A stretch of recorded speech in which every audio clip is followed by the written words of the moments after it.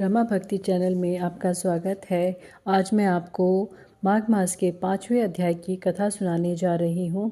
इससे पहले आप मेरे चैनल को लाइक करें, सब्सक्राइब करें और शेयर करें। तो शुरू करते हैं माघ मास का 5वां अध्याय। दत्तात्रेय जी कहते हैं कि हे राजन, एक प्राचीन इतिहास कहता हूँ। भृगुवंश में एक ऋषि का नाम की एक ब्राह्मणी थी जो बाल्यकाल में ही विधवा हो गई थी। वह रेवा नदी के किनारे विंध्याचल पर्वत के नीचे तपस्या करने लगी। वह जितेंद्रिय, सत्यवक्ता, सुशील, दानशीला तथा तप करके देह को सुखाने वाली थी। वह अग्नि में आहुति देकर उच्च व्रति द्वारा छठे काल में भोजन करती थी। वह वलकल धारण करती और संतोष से अपना जीवन व्यतीत करती थी। उसने रेवा और कपिल नदी के संगम में 60 वर्ष तक माघ स्नान किया और फिर वहाँ पर ही मृत्यु को प्राप्त हो गई। माघ स्नान के फल से वह दिव्य 4000 वर्ष तक विष्णु लोक में वास करके सुंद और उपसुंद दैत्यों के नाश करने के लिए ब्रह्मा द्वारा तिलोत्मा नाम की अप्सरा के रूप में ब्रह्मलोक में उत्पन्न हुई। वह अत्यंत रूपवती, गान विद्या में अति प्रवीण और मुकुट कुंडल से शोभायमान थी। उसका रूप, यौवन और सौंदर्य देखकर ब्रह्मा भी चकित हो गए थे।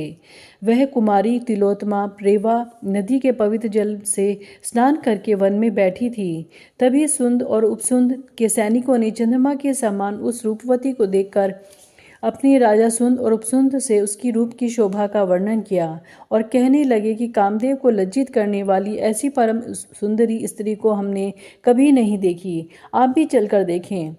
तब वह दोनों मदिरा के पात्र रखकर वहाँ पर आए और जहाँ पर वह सुंदरी बैठी हुई थी और मदिरा के पान से विहल होकर काम पीड़ा से पीड़ित हुए दोनों ही आपस में उस स्त्री रत्न को प्राप्त करने के लिए विवादग्रस्त हो गए और फिर आपस में युद्ध करते हुए दोनों वहीं समाप्त हो गए। तब उन दोनों को मरा हुआ देखकर उनके सैनिकों ने बड़ा कोलाहल मचाया।